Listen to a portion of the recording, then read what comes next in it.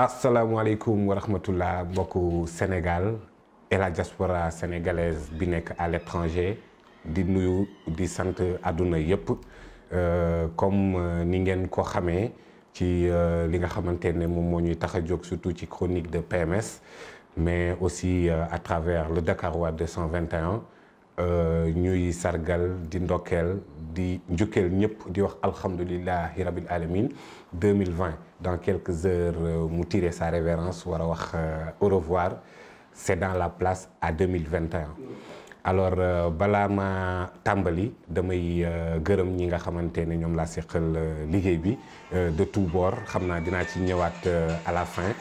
mais tamit à travers cette plateforme du Dakarois 221 notamment le coin des activistes ça me tenait à cœur me remercier tous les activistes du Sénégal parce que du c'était pas évident képp koo xamante ne ci ñoom soxla naa la nga bàyyi say yite ñëw wuyuñu ñu waxtaan ci li nga xamante ne muy jëmale Sénégal kanam di leen ci remercier bu baax a baax surtout que ñi nga xamante ne ba léegi ñu ngi may woo pour am jotaay coin des activistes temps bi matewu ko li ci kanam raw li gët et les perspectives sont encore beaucoup plus intéressantes ci loolu donc pour dellu si waat ci li nga xamante ne moom moo waral jotaay bi saa su nekk muy les chroniques de PMS lépp lu yittey askan wi lépp luy soxla sunu gox sunu réew àdduna bi ñu wax ci suñu xalaat dans la plus humilité bi gën a mag possible alors 2020 nekkoon na année boo xamante ne année bu metti la at bu doy waar la at bu bëri rëq-rëq la at bu bëri coono at bu bëri tolof-tolof ci àdduna bi yëpp la bi nga xamante ne mooy fait bi gën a marquant muy l'arrivée le 31 décembre 2019 lu ñuy wax coronavirus depuis la Chine biñ koy seen en Chine kenn xalaatul woon ne dina yegg si sa réew ba def ci dégâts yi nga xamante ne def na ko fi yëpp alors tey foog naa ne année 2020 loolu moom moo ko gën a marqué alors loolu nag comme ni ma koy faralee di wax dafa nekk ci benn contribution bu modeste bu ma bindoon ne ce n'est pas l'arrivée du coronavirus n'était pas une parenthèse mais c'était un rappel à l'ordre bu may wax rappel à l'ordre ndekete ñun suñu réew am na la capacité de gérer la sécurité convenablement gis nañ ko ci état d'urgence bi gis nañ ko ci couvre-feu bi gis nañ ko ci loi d'habilitation ñu am ay mois yoo xamante ne déggoo fi agression déggoo fi benn cas d'insécurité ndax déployer nañ les forces de l'ordre comme il le faut pour ñu sécuriser réew mi alors te loolu foogoon nañu ne mu amuñu boobu kattan bi coronavirus ñëwee wane une volonté politique de sécuriser le pays on l'a fait kon foog naa ne rappel à l'ordre boobu noonu ce ne sont pas des faits yoo xamante ne dafa war a limité wu ci moment de coronavirus mais ça doit être perpétuel ça doit être permanent alors li tax ma ne rappel à l'ordre la aussi à quelque chose malheur est bon metti na jafe na beaucoup de pertes en vies humaines mais tamit am na lu bëri lu mu firndeel ci àdduna mooy ne àdduna bi les puissances dëkk yi nga xamante ne dañoo jàpp ne dañoo am doole pare woon nañ lépp ci attaque armée pare woon nañ lépp ci guerre nucléaire mais la nature fi mu ñu attaqué foofu la ñu parewul woon c'était les parents pauvres de notre système muy la santé cette guerre comme ni ko Emmanuel Macron waxee woon les soldats ne devraient pas être en uniforme mais en blouse blanche le parent pauvre de notre système muy système sanitaire foofu la ñu attaqué et le monde a été à terre tout le monde à commencer par ñi nga xamante ne jàppoon nañ ne amul lenn lu leen waroon mën a jaaxal ci àdduna coronavirus ñëw mettre tout le monde à terre ñëpp ci njàqare ñëpp ci tolof-tolof àdduna bi yëpp nekk en confinement alors de ce confinement aussi certains ont gagné muy la nature muy l'environnement dañoo dem ba ci yenn dëkk ñu ciy gis ay espèces animaux yoo xamante ne foogoon nañ ne ñu ngi nekk en voie de disparition ñu gis leen ñuy revivre monde bi def tekk limiter ou arrêter la production des gaz à effet de serre gàncax gi dundaat te loolu li andi coronavirus daf ci bokk ci firnde ne on a trop agressé outrancièrement l'environnement li joxe coronavirus muy animal boobu tudd pangolin c'est l'animal qui a été le plus victime de braconnage dans le monde kon rappel à l'ordre la kon li ñu yàlla yónnee comme misaal daf ñoo wan ne kenn amul kattan ak mën-mën ku dul man parce que arme nucléaire taxaw na des puissances le terrorisme lu bëri taxaw na àdduna bi freiné ko foogoon ne dara mënu koo yëngal un petit virus ñëw bousculer toutes les certitudes donc en lieu et place de l'arrogance bi nga xamante ne yenn puissance yi ñu ngi koy animer à chaque fois nañu fàttaliku nañu xam ni lépp lu dal ci askan am na arrogance boo xamante ne kenn warul mën parfois ak puissance sur le plan militaire sur le plan financier et cetera day dem ba yóbbu la à l'usure da ngay foog ne dara mënatul ci yow dara alors qu'un petit virus suffisait à bousculer toutes les certitudes à quelque chose malheur est bon. Les États-Unis d'Amérique damay faral di wax ne dootuñu gaaw a subir yenn attentats terroristes yi parce que le 11 septembre dañ koo jël comme une leçon su ba lépp luy canal ñu fermer ko pour mën a bañ a exposer à ces gens. Alors au vu de ces regards là tey li nga xamante ne dal na ci àdduna te jaaree ci espèce bu ñu braconné mais jaaree aussi ci l'aspect sanitaire et biologique foog naa ne dafa war a pousser à des interrogations ci ñëpp. Crise sanitaire la mais débouché ci crise économique crise sociale la àdduna bi yëpp ne tekk rien ne bouge à cause du coronavirus. Sénégal nag ñi nga xamante ne dama koy faral di wax amuñu système sanitaire bu gën a performant bu France wala États-Unis alors qu'on est moins touché que ces puissances là lan moo ko waral moo tax may faral di wax que ni psychose bi tiitalaate bi communication outrancière bi nga xamante ne day yóbbu à l'excès du ko doon mat parce que ne serait-ce que stress boobu noonu mën na contribuer à diminuer l'immunologie bu ñu fàttee suñu 3e ou 4e cas de coronavirus immigré bi nga xamante ne moom moo ko fi andi woon le professeur Moussa Seydi que je félicite au passage dafa ne woon que ni nit ñi nañ bàyyi communication bi ñuy def ci moodu bi parce que loolu moom moo tax état de santé am amul stabilité parce que stress bi muy dund moom moo taxoon mu jafe woon a faj.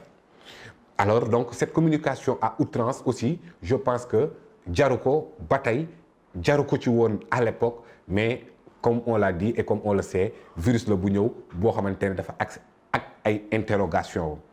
que des points d'interrogation. Alors bu loolu weesoo aussi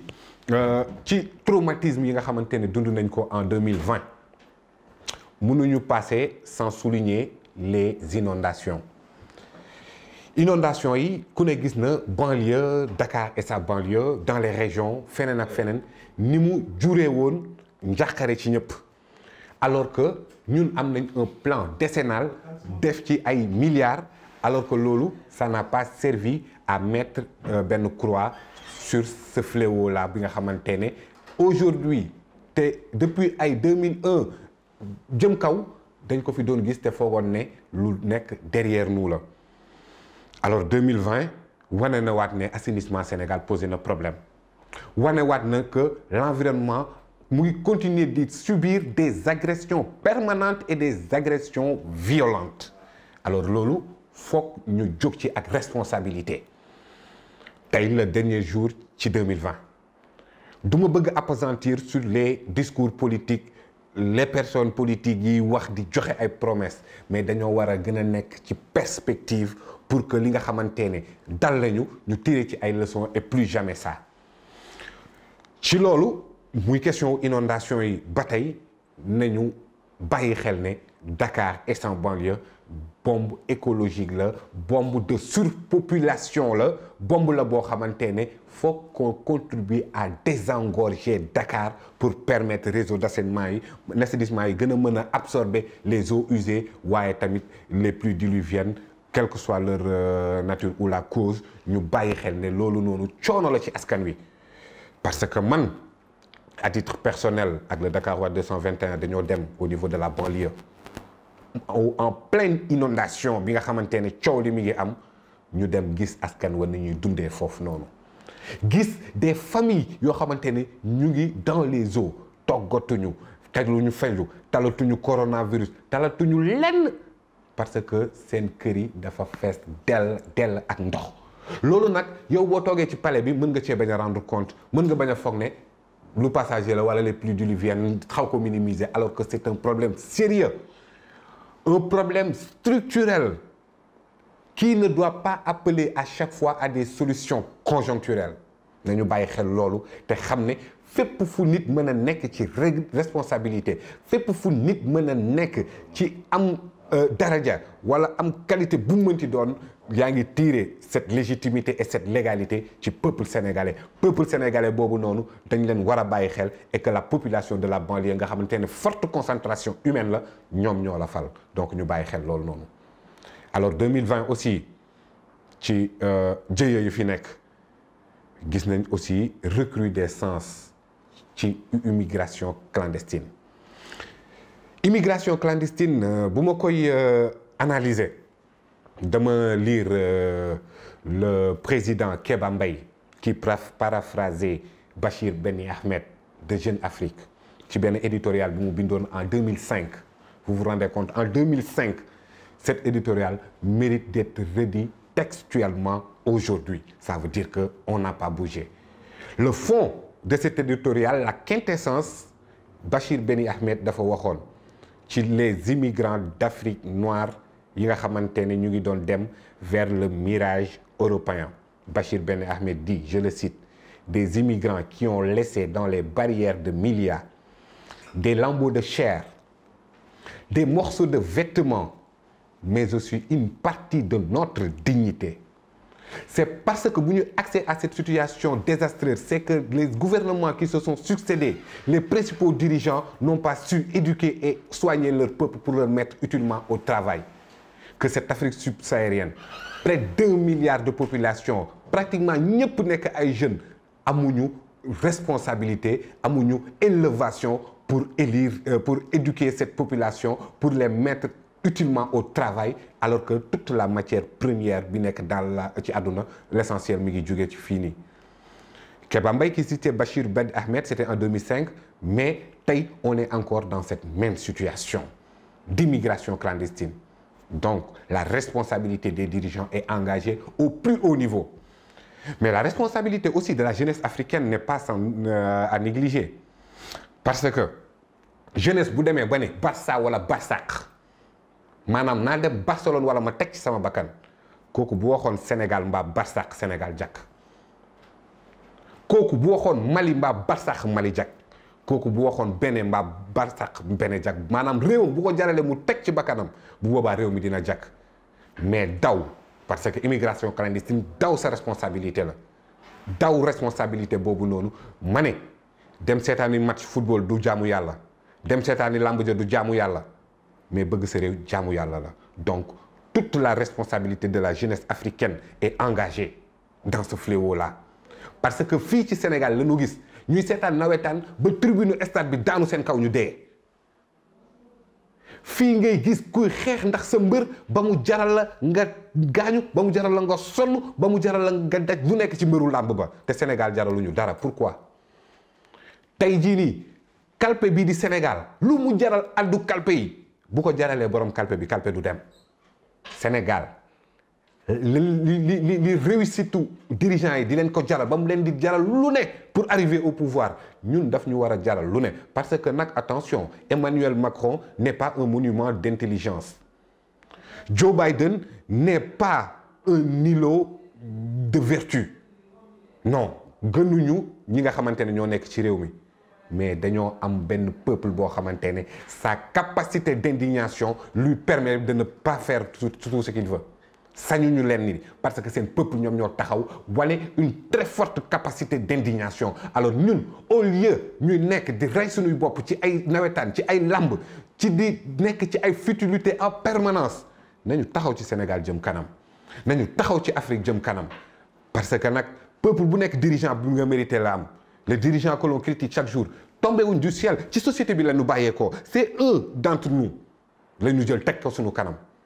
Donc kon ñun ñoo war a am la responsabilité de soi xam kan la ñuy choisir pour teg ko ci bopp réew mi te loolu nag du daw moo koy maye. Bàyyi leen désert bi ngeen di song bàyyi leen océan bi ñuy song te taxaw defar suñu réew comme ni ko Karim Xurum Xaq waxee Europe bi ngeen di daw di dem à l'époque ba ñuy toog seen i jamono seen i jeunesse ñoom ñoo taxawoon xeex ko pourquoi ñun ñu war a taxaw di daw pour mën a xeex defar suñu réew responsabilité de tout le monde est engagée nanu ko xam nañu ci bàyyi xel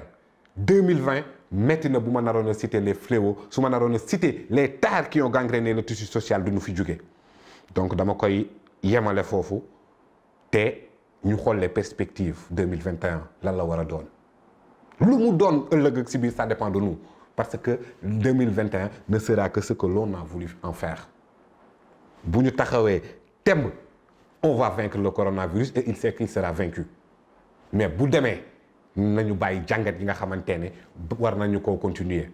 am na ci yu bëri yoo xamante ne ñu ngi koy doxali ndax coronavirus dañ ko war a continuer parce que loolu moom mooy jàmm son arrivée c'était pas une parenthèse mais un rappel à l'ordre sur charge yi ci oto yi indiscipline bi ci tali bi insécurité bi ci réew mi yeneen ak yeneen jàppal ma jàpp bi nga xamante ne élan de solidarité boobu demoon na ci coronavirus dafa war a permanent néew ji doole yi ñu leen di dimbale ci ñi nga xamante ne ñoom ñoo am doole loolu dafa war a permanent ça doit pas arrêter donc ñu bàyyi xel ne 2021 beneen challenge la beneen année la avec d'autres réalités bu ñu nangu kenn di ñu gën a bëgg seen réew on doit aimer notre pays parce qu'il en va de la survie de notre espèce nous autres Sénégalais li ñu fi am ci perte en vie humaine aussi kenn mënu koo xayma metti na doy na waar ay jeunes à la fleur de l'âge des sages yoo xamante ne sur le plan religieux je pense à Pape Malick Sy ñeneen ak ñeneen ñi nga xamante ne ci diine yàlla moom na leen dans le monde sportif Pape Diouf Pape Bouba Diop récemment ñeneen ak ñeneen kulim jum mais li ñu fi perte en vies humaines mais aussi ay qualités hautes ci savoir ci sagesse ci diine ak ci fànn bépp bëri na kon di jaale Sénégal yëpp tey wax ni 2021 bu naree ñaaw noonu mel ni 2019 wala 2018 ndax année bi moom vraiment année la boo xamante ne le Sénégal a été fortement endeuillé le monde a été endeuillé mais nañu jàpp ne lépp li nga xamante ne jaar na fi nañu servir de leçon te ñu bàyyi passivité ñu bàyyi passif parce que c'est par l'inaction des hommes de bien que le mal triomphe les hommes de bien sont dans ce pays là ñu ngi fi bëri fi lool waaye bu ñu fi jógee rek lañ koy xam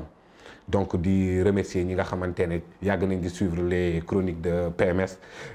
bu ma ko waxee dinaa gërëm sama caméraman bi nga xamante ne yàggoon na ci ak man muy mon jeune frère Al Khalifa Babacar Kane ñi nga xamante ne tamit dañuy jàpp ci liggéey bi depuis le début ku lim juum y a des gens yoo xamante ne collaboré nañ ci lu bari liggéey nañ ci lu bari xëy na léegi nekkatuñu waaye fépp fu ñu nekk yàlla na leen fa yiwu yàlla fekk ki nga xamante ne moom moo nekk nii devant moi muy mon cher ami Alioune Dieng nga xamante ne léegi moom mooy sponsorisé maa ngi koy gërëm di ko ziar mais di gërëm aussi le Dakarois 221 à travers son directeur général monsieur Soya Diagne parce que monsieur Soya dafa am loo xamante ne de particulier bu may marqué parce que dafa am benn ku yore télé bu mag nekk fa responsable woo ma ne ma léegi foog ñu am ci lu ñu collaborer parce que li ma gis ngay def vraiment dal na sama xel te mën na maa yóbbu fenn fi ma ne ko waa yow da ngaa gis ma def mais naka nga bëgg ma def ki nga xamante ne ba mu may jox micro bi musumaa gis ma def te effectivement musuma woon a def loolu je pense que confiance mais aussi envie d'aller ba fekk nit koo xamante ne mënoo koo gis mu prouver sur quoi que ce soit xam nga entraîneur moom du jël benn joueur rek ñëw ne ko titulaire dugal non foog ñu échauffer la xool la nangam moom deful noonu ak man et cette marque de confiance là justifie les rapports mais l'élan de fidélité et d'entre ñi nga xamante ne parce que damay am sama problème personnel sax wax ko ñu waxtaan ci xaqataay foore et ce qui n'est pas évident surtout dans le monde professionnel dans ce monde bi nga xamante ne concurrentiel bu ñëpp entretiennent que des rapports professionnel sans pour autant dugal ci dara donc loolu noonu je pense que c'était à souligner ci li ma gën a marqué ci 2020 ci la bokk mais gentleman ki nga xamante ne mooy Malick Diagne Malick la Golden Boy moom it vraiment liggéeyam boolew ci dara ak wax donc comme ni ko gars yi di defee rek foog ñuy joxe l'homme de l'année 2020 l'homme de l'année 2020 man dama koy séddale jox ko ñaari nit déjà le vieux Abdoulaye Dione de Ndingler nekk le symbole d'une lutte légitime mais aussi d'un problème très profond au Sénégalais mu am réflexe wala mu am le mérite jël ko porté ko au devant de la scène. Je pense que foog naa ne def nañ ci émission ak juriste bu mag professeur Dianka nga xamante ne professeur la en droit ci foncier mais ak professeur Djibril Diakhaté ci sociologie ñu waxtaan entre légalité et légitimité bu ñu mënee yóbbu le débat public foofu le mérite revient au vieux pas Abdoulaye Dione de Ndingler. bu may jox homme de l'année aussi du ma occulter Serigne Mountakha Mbacké al xalifatul amr ci tarixa Cheikh Ahmadou Bamba dama koy def l'homme de l'année 2020 parce que 2020 dañoo tëj jàkka yi 2020 dañoo tëj kaaba gi 2020 dara yëngatuwul 2020 ñëpp ne tekk ka nga xamante ne maamam moo bañoon tund jeewal maamam moo bañoon ca bureau ba ca Ndar maamam moo bañoon ca digg géej gi ne day julli par force Cheikh Mouhamadoul Mountakha virus terewu koo julli et je salue cette grandeur. Quel que soit alpha bu ci bakkan desoon sax nañ ko jox parce que virus bi yàlla lay obéir kon ñun waruñu désobéir yàlla à cause du virus donc mu jóg taxawal 18 safar mais mu jóg taxawal julli yi wane ne virus ne doit pas compromettre ñun li nga xamante ne moom la ñu yàlla sant ndax maamam kan moo waxoon ne xarit yow ma sabti samina achar lil xidmatil muxtaar fi chahri safar. Donc loolu amul lenn loo xamante ne vraiment mën nañ ko lu dul di ko décerner l'homme de l'année mais je dirais que maamam moom mooy l'homme du siècle mooy borom xarnu bi ni ko Serigne Moussa Ka waxee kon ñu ngi delluwaat di feddale suñu kóllëre ci sénégalais yëpp yi nga xamante ne ñu ngi ñuy suivre ñëpp ñoo xamante ne musuñoo am ay rapport ñoom Babacar Fall xamuma ko ci coin des activistes la miinee sama jotaay ba léegi ñoom Pape Debousse Touré gars yu bëree bëri mënuma citer ñëpp parce que ci loolu lañ koy xamee et ça fait plaisir nga génn gars yi ne la li ngay def nice di la encourager mais am na ñuy mettre les bâtons dans les roues di la jaxase ça moment mais ñi nekk suñu ginnaaw à chaque fois di nous encourager c'est vous qui nous donnez l'envie et le courage de continuer. Asalaamaaleykum wa rahmatullah. Alioune tëjal bësal off jaajëf les chroniques de Père.